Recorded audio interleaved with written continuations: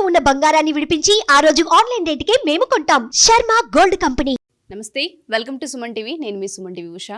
2025 సంవత్సరానికి సంబంధించి 12 రాశుల వారు అసలు ఏ విధంగా ఉండబోతుందో ప్రత్యేకించి అడుగుతూ ఉంటుంటారు. ఎస్పెషల్లీ 12 నెలల్లో కనుక మనం చూస్తే ఏ నెల కలిసి వస్తూ ఉంటుంది, వ్యాపారంలో కావచ్చు, సంతానంలో కావచ్చు, లేదంటే వివాహానికి సంబంధించి కావచ్చు, పెట్టుబడులు పెట్టొచ్చా, సంతానం విషయంలో ఈ టైంలో మేము డెసిషన్ తీసుకోవచ్చా, వివాహానికి సంబంధించి మేము అప్రోచ్ అవ్వచ్చు అని అడుగుతూ ఉంటుంటారు. అండ్ దాంతోపాటు రిలేషన్షిప్ ఎవరైతే భార్యాభర్తలు ఉంటుంటారో మాకు ఏ విధంగా ఉంది, ఒడిదుడుగులు కనిపిస్తూ ఉన్నాయి అని మాట్లాడే వాళ్ళు ఉంటూ ఉంటారు. సో సంవత్సరాంతం ఏ విధంగా ఉండబోతుంది, ఏ విషయాలలో జాగ్రత్తలు వహించాలి, పెట్టుబడులు ఏ నెలలో పెడితే కలిసి వచ్చే అంశాలు ఉన్నాయి అన్న విషయాలపైన మనతో పాటు జంధ్యాల లతా గారు ఉన్నారు. ఆవిడని అడిగి తెలుసుకుందాం. నమస్తే లతా గారు. నమస్తే అమ్మా. 2025 మిథున రాశి వారికి అసలు ఏ విధంగా ఉండబోతుంది అంటారు? ప్రత్యేకించి ఈ సంవత్సరాంతంలో కనుక మనం చూసుకుంటే ఏ ఏ మాసాల్లో కలిసి వచ్చే అంశాలు ఉన్నాయి, ఆరోగ్యం పట్ల, వివాహం పట్ల, సంతానం పట్ల, ఆర్థికం పట్ల ఎక్కువ అడిగేది ఇదే. సో ఏ విధంగా ఉండబోతుంది అంటారు? మెయిన్గా ఈ సంవత్సరం అంతా కూడా మిథున రాశి వారు దేని మీద ఫోకస్ చేస్తారు అనే దాన్ని గమనిద్దాం. ఇప్పుడు ఈ రాశి వారికి మనం చాలా ముఖ్యంగా చెప్పుకోవాల్సినవి 3 విషయాలు ఉన్నాయి. ఒకటి ఏమిటి అని అంటే వారి సంతానం గురించి, రెండోది ఏంటి అని అంటే వివాహం కాని వారు, వివాహ ప్రయత్నాలు చేస్తున్న వారికి అనుకూలత, అలాగే ఎవరైనా లవర్స్ ఉన్నారు వాళ్ళు కూడా పెద్దవాళ్ళని ఒప్పించి పెళ్లి చేసుకోవాలి అనుకుంటున్న వాళ్ళు ఉంటారు కదా, వాళ్ళకి అనుకూలత. విద్యార్థులకు ఎవరికై ఉన్నారో వారికి కూడా చాలా వరకు అనుకూలంగా ఉంటుంది. అలాగే ఏమైనా ఇన్వెస్ట్మెంట్స్ చేస్తున్నవారు, ముఖ్యంగా నేను మాట్లాడేది షేర్స్ గురించి మాట్లాడుతున్నాను.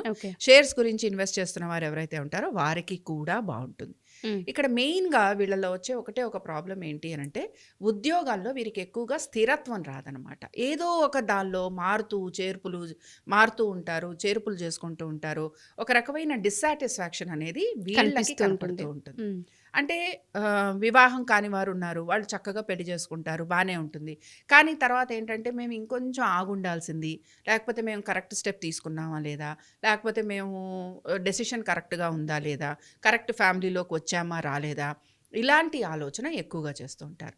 బట్ నేను అనేది ఏంటంటే ఈ ఆలోచన అనేది పక్కన పెట్టి చక్కగా భార్యాభర్తలు కలిసి ఉండే ప్రయత్నం చేయాలి. మిస్అండర్స్టాండింగ్స్ వస్తాయి, మిస్అండర్స్టాండింగ్స్ రాకుండా మేనేజ్ చేసుకోవాలి. వచ్చినా కూడా కొంచెం సర్దుబాటు ధోరణి చేసుకుంటే అక్కడ గురువు గారు కాపాడేస్తారనమాట.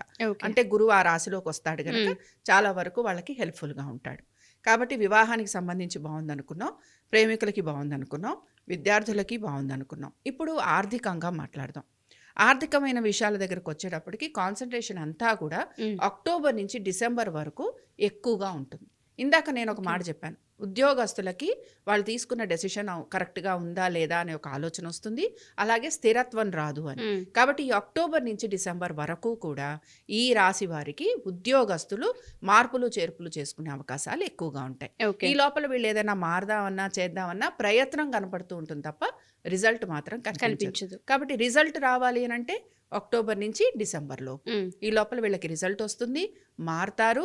ఆర్థికంగా కూడా ఈ పీరియడ్ వీళ్ళకి చాలా అనుకూలంగా ఉంటుంది. అంటే ఏదైతే ఒక మార్పు తీసుకుంటారో దాని వలన ఆర్థికంగా అనుకూలత అనేది కనబడుతుంది. కాబట్టి ఓవరాల్గా కూడా మెయిన్గా ఎవరైతే వివాహ ప్రయత్నాలు చేస్తున్నారో, మిథున రాశి వారు ఎవరైతే మాకు అసలు బాగాలేదు, మేము చాలా ఇబ్బంది పడిపోతున్నాం అనుకుంటున్నారో వారందరికీ కూడా ఈ సంవత్సరం ఆర్థికంగా బాగుందని చెప్పుకుంటున్నాం. అలాగే సంతానానికి అభివృద్ధి ఉంటుంది అనుకుంటున్నాం, మిగతా ఎడ్యుకేషన్ కూడా బాగుంటుందనే చెప్పుకుంటున్నాం. ఎగ్జాక్ట్లీ. సో వివాహ ప్రయత్నం ఎవరైతే చేస్తూ ఉంటారో వాళ్ళకి కలిసి వస్తుందని మీరు చెప్తున్నారు కాబట్టి అడుగుతున్నాను. ఈ సంవత్సరం మొత్తంలో ఏ మాసంలో దీనికి సంబంధించిన డెసిషన్ తీసుకుంటే అనుకూలత ఉండే అవకాశం ఉంటుంది అంటారు లతా గారు? వీళ్ళు మే నుంచి ఆల్మోస్ట్ అక్టోబర్ వరకు, మే నుంచి అక్టోబర్ వరకు బాగా కలిసి వచ్చే కాలం. తర్వాత వీళ్ళకి కొంచెం స్లో డౌన్ అవుతుంది అక్టోబర్ నుంచి డిసెంబర్ వరకు. తర్వాత మళ్ళీ డిసెంబర్ నుంచి వీళ్ళకి అనుకూలంగా ఉంటుంది.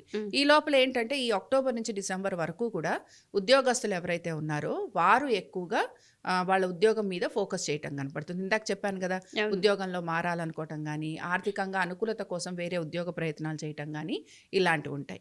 విదేశాలకు వెళ్ళాలనే ప్రయత్నం చేసినా లేకపోతే వీటిల్లో ఏంటంటే కొద్దిగా సమయం పడుతూ ఉంటుంది.